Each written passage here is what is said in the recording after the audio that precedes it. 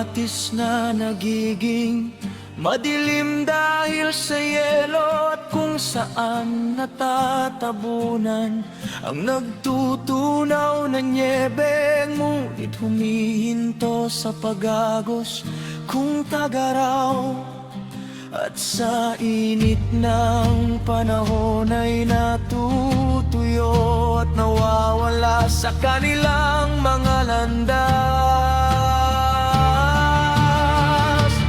Ang mga pangkat ng manlalakbay ay lumilihis sa kanilang mga ruta. Pumupunta sila sa ilang at doon namamatay.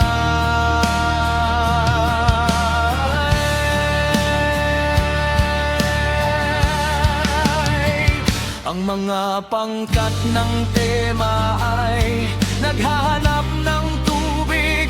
Ang mga naglalakbay na mga ngalakal ng Sheba ay umaasang makakita.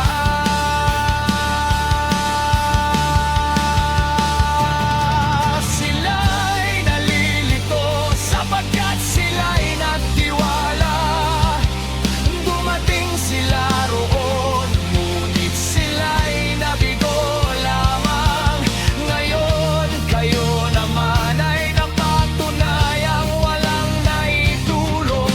Nakakita kayo ng isang bagay na nakapangingilabot at kayo'y natakot. Sinabi ko na ba, magbigay kayo para sa akin.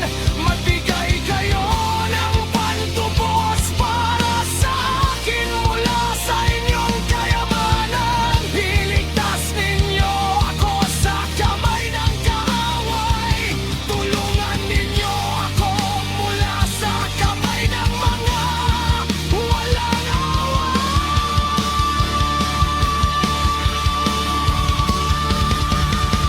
Turukan ninyo ako at ako'y tatahimik. Ipakita ninyo sa akin kung saan ako nagkamali. Kay sakit ng matatapat na salita.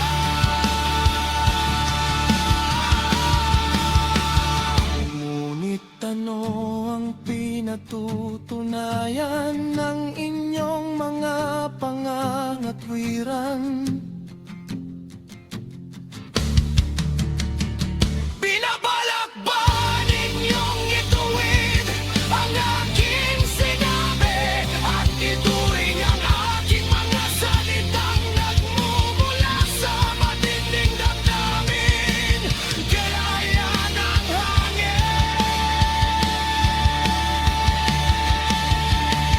nagpapalabunutan pa kayo para sa ulila at ipinagpapalit ninyo ang inyong kaibigan. Ngayon maging mabuti sana kayo at ako inyong tingnan.